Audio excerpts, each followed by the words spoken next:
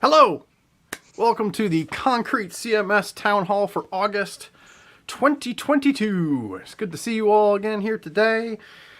Still don't know why that intro countdown has like mixed tempo in it. It freaks me out every time. Yeah, things chill out a little bit halfway through. Like, ooh, okay. All right. Laid back. That is cool. Good to see you all. There is going to be a nimble midsummer town hall this month. PRB is out, so no PRB updates in August, and I got a hard stop in 28 minutes. So we are going to jump right into the news, do some thank yous, answer one question from the forums. So if you've got other questions, you should be putting them in chat now so we can do our best to keep things moving and keep you getting where you need to go. So let's see if I can. Let's share a screen. Probably should have set that up beforehand. Here we go. Scooby-Doo. All right. First piece of news is 9.1.2 release candidate is now available. You should download that and give it a test. Andy, do you want to tell us about what's in that? Yeah, I can do that. There's nothing huge in this release. This is more about maintenance and some bug fixes. There are some nice things. We added support for WebP images into the file manager. Nothing groundbreaking in terms of user-facing stuff. So definitely no updates to the front end blocks to support them exactly. But before you couldn't even upload them and have them be recognized as images, which wasn't great. So we've added support for that. There's some minor updates to the dashboard, making things look a little tighter throughout, and which is always good to do. Better drag it when you're dragging a block into Atomic. It used to, if you made the page scroll, due to the way Bootstrap 5 works, it used to scroll the page extremely slowly, which was comical when you were actually trying to use it. So we fixed that, and a whole host of things of that nature. Nothing huge. Should be less of a large update for sites than 9.1.0 was, but definitely something to get tested and get on your 9.1 sites as quickly as you can. Nice. So yes, please take a look at that. Make sure it's working for you. Let us know if there's anything else, and that's going to be a formal release before long. So jump on it. Next piece of news. I'm just gonna chop right through this stuff. Yeah. You should all be upgrading your version 8 sites. This is going to be a brief and nuanced conversation, but we will follow up with more information shortly. Concrete version 8 to version 9 is a very doable upgrade path. It's not a rebuild from scratch. It's you should be able to hit some buttons and make it happen. There are, however, any number of changes that might impact add-ons and themes, and it can take a little bit of finesse if you've got a somewhat complicated site.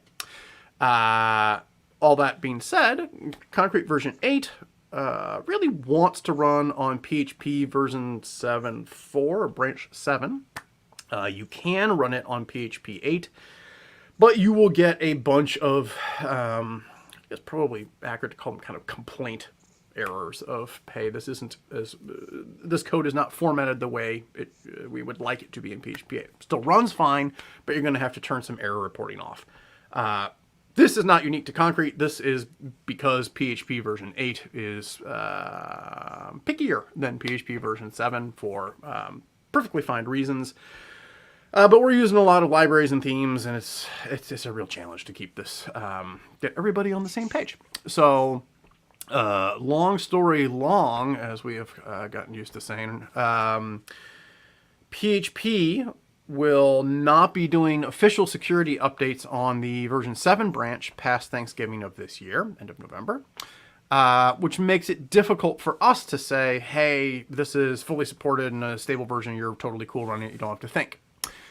Thus, this announcement of, hey, go ahead and please upgrade your version 8 site to version 9. It might require a little finesse. You certainly want to take a backup and make a staging server and think about it if your site's at all complicated.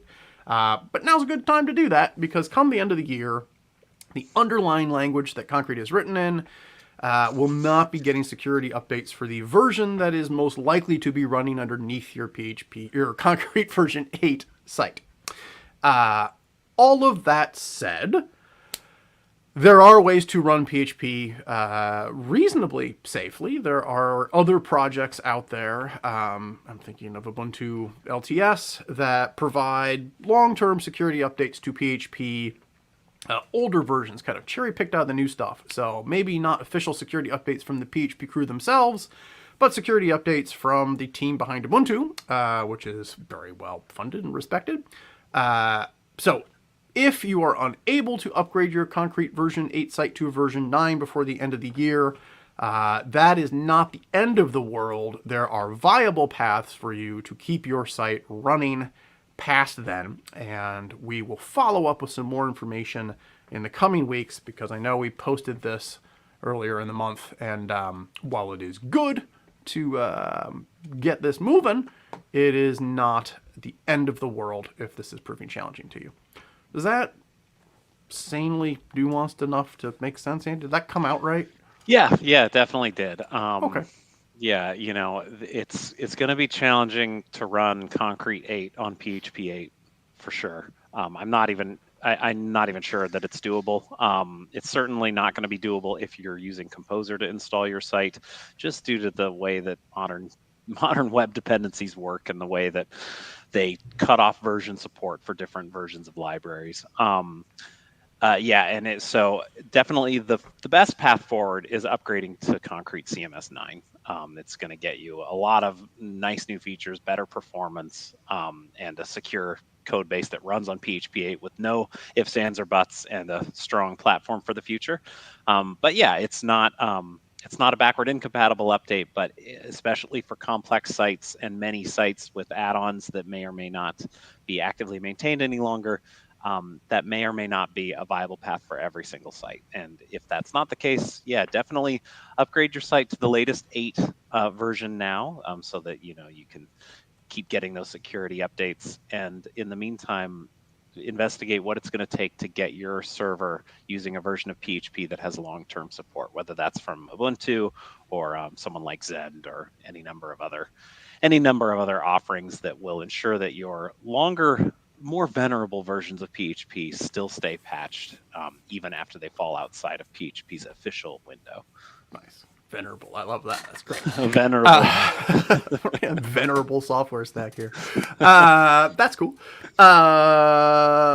Let's see. Also wanted to give you guys a little bit of a heads up. We're starting to work on version 9.2.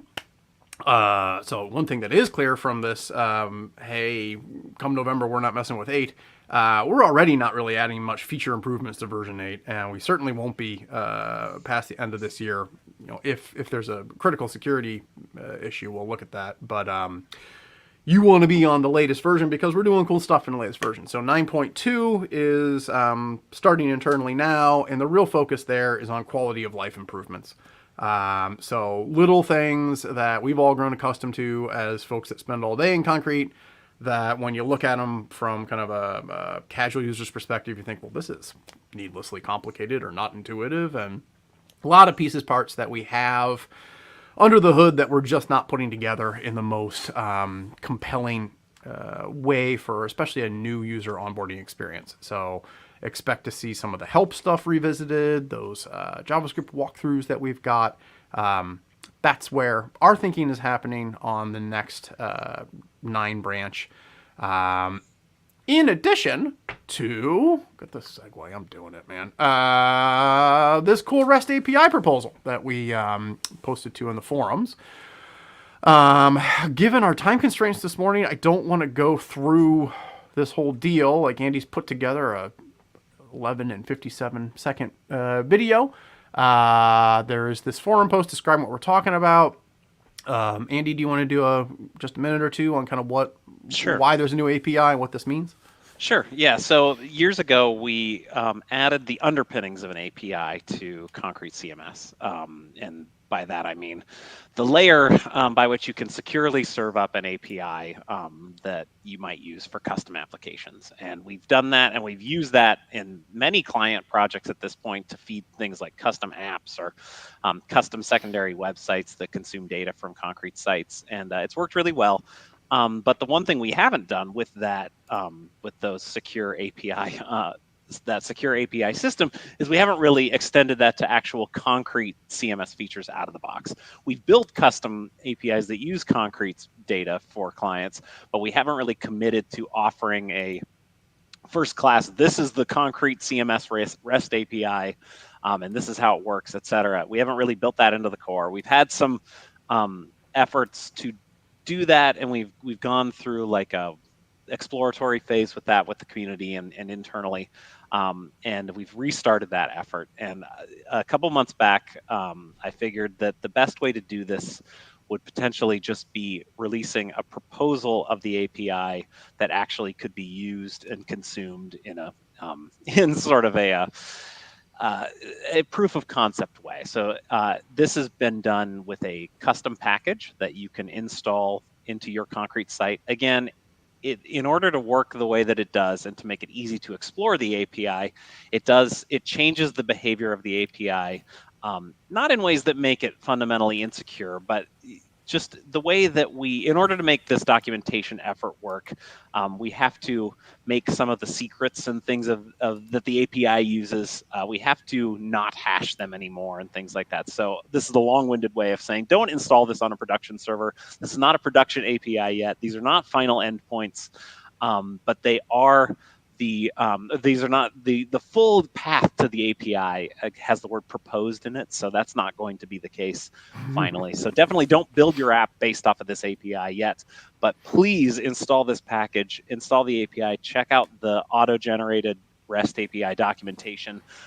It makes it super easy for you to actually interact with the API from your site and step through it and look at the proposed data objects and inputs for things like adding pages, adding users, going through files, consuming page content. I really tried to get full coverage of a useful API. It's not going to go through every aspect of a concrete site, but all the things you care most about, like page content, files, users, express objects, you can work with. And so I'm really excited about it. I think we really want to get some people using it and give you some feedback on it, and hope to include it in 9.2 as well. Yeah, I would urge you all to take a moment and look through this stuff. And there's no comments in this forum post, so I assume that means you all love it exactly as it is, and we should just put it in 9.2 and have it released in the next 3 weeks. So To be clear, that's that is the tacit assumption. This is if you don't snooze, you lose. Sorry, etc. So there's also a GitHub issue for this as well, linked to from somewhere. You can just check out the recent GitHub issues. We'd love to know what you think. Awesome. Let's see. Chopping right along in news. This is pretty cool.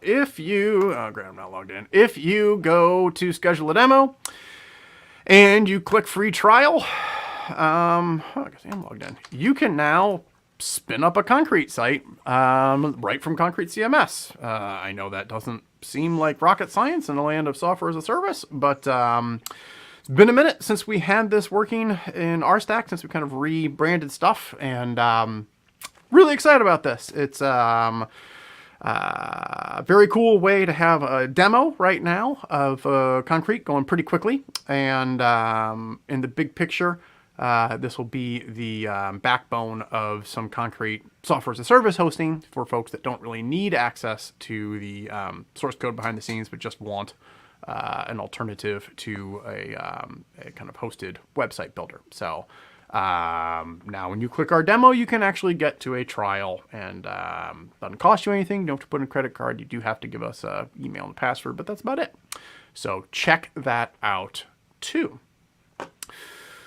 Okay, I think that is the news. How do I go back to just our lovely faces like that? All right. Now is the part of the day where we thank members from the community for everything that they're doing. So, Concrete is a diverse and large community of folks working on the open source project.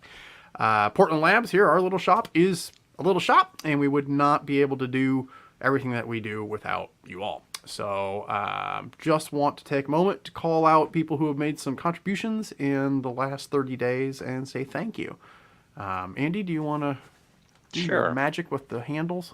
Absolutely. So yeah, thank you to Shirok, Emlokati, Heflemy, and John the Fish for contributing code in the last month as we get 9.12 and other releases squared away. For new issues, thank you Hishi, Rude Zuderlicht, Trapulo, Paul in Buckinghamshire, Morier, Unziu, Katsuno, CCM Enlil, Sixtomatic, Heflemy, Nick Ratering, Nikki Devilly, John the Fish, Studio 108, Spectrid, and Kurt Coonan.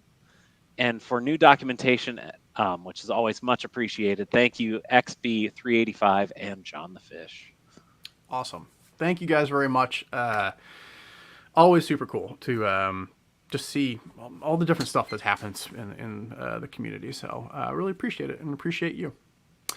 We also do a special award every month. We have the Golden Baton, which is a special badge, our eternal gratitude, $250 in marketplace credit, and kind of a shout out from the community to the community of somebody who has just really given above and beyond even kind of the normal stuff that people are doing. Last month we gave this award to Concrete Owl, who asked us to, hey, go pick somebody else because I'd love you guys just to do that. Went to our customer success team and said, look, who's making your lives easier in the forum? Who is really helping new people to concrete and just making it easy for folks to find a home as they try to build a way to share their ideas online. This member has been with us for more than a decade. They have hundreds of thousands of karma points and thousands of messages. Have, I think in current stats, in our new forums, over 53 hearted posts, and has answered countless threads that have been marked as a solution. So a member that everyone will know well, and I believe is even watching now. So this should be very exciting for everybody. This month, the Golden Baton goes to Enlil.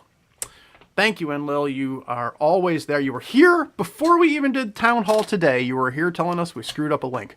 So you are a hero. We appreciate you, and thank you very much. All right, we are moving on to the next exciting section of this, which is going to be showing off a cool looking site built with concrete. Let's share my screen, see if that works. Boop, boop, boop, boop. Mm-hmm. Woo! Here we go! The Dartmouth Institute for Health Policy and Clinical Practice. That is a fancy looking website. Look at this sexy scrolling action. I'm just scrolling down. All these things are moving around. Nice. And sliding in and out, and button behaviors everywhere. This is a I thought that was behind his head. I was like, wow, how'd they even do that? But it's just great. I like these slide-in panels. Like, that's pretty cool. This is It really does look like it's behind his head. This is just a very nice looking website. I don't know who designed this one. I probably should. No, I don't get a claim on it. If you designed this, let me know, because you're awesome. Love to do a case study on this one. This is yeah, it's really nice looking. pretty cool. There is a big old directory. Aha. So, as always, sites with some actual functionality to them really do well for concrete. Look at this, got these kind of expandy, collapsy filter type neat. deals. What happens if you click view full profile on the under the boom. person's name?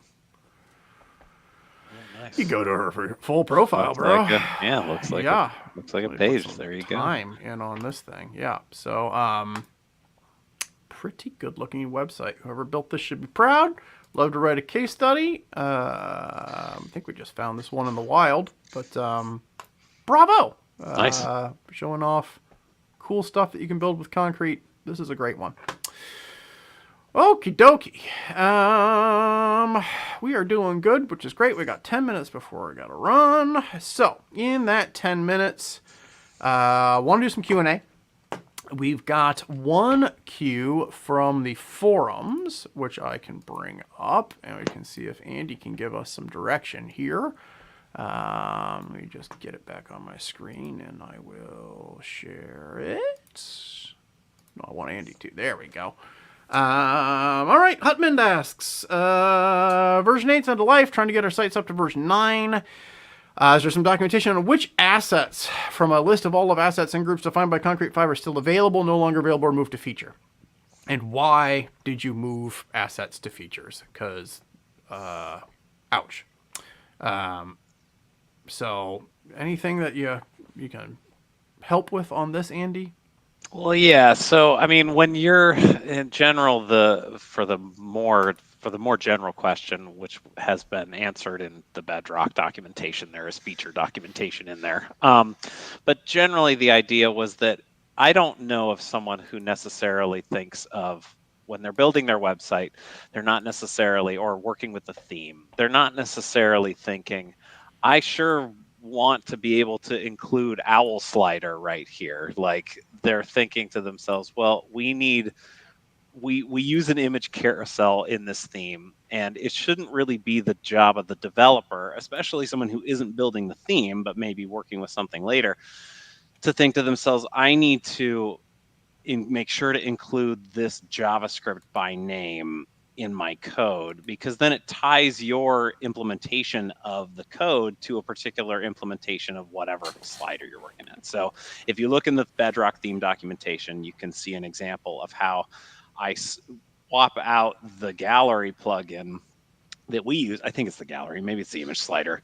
I swap out our core image slider, which is, functional, but certainly no frills, with something like owl slider or some owl carousel that looks prettier, does some nicer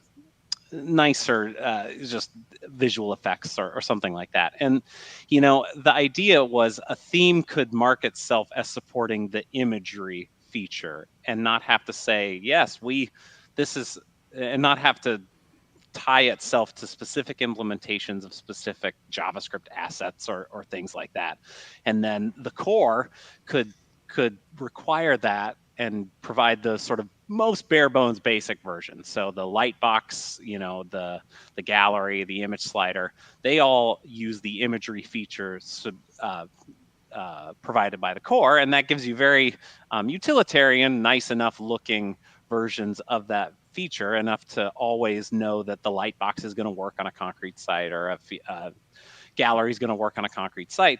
But then a theme can come along and say, okay, that's great. I'm going to support the imagery feature. And in doing so, all the core versions of those libraries go away. They don't get included at all. And then the theme developer is free to make a much richer version of those building blocks. So they are free to include their own gallery. And as long as their gallery JavaScript and CSS works with, as long as their gallery and CSS works with the core markup, then they don't have to worry about it. And so that's kind of the idea behind the features. It's a layer of abstraction so that the theme developer doesn't necessarily have to be concerned with the actual libraries that they're implementing.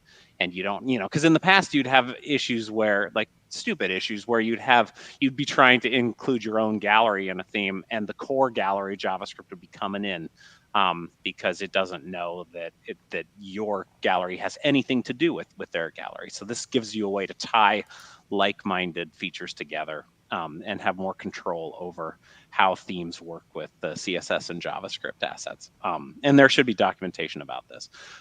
As far as the specific question of which assets have been moved into features and exactly how, I don't think we have created an appendix page for that. I could certainly see how that would be useful.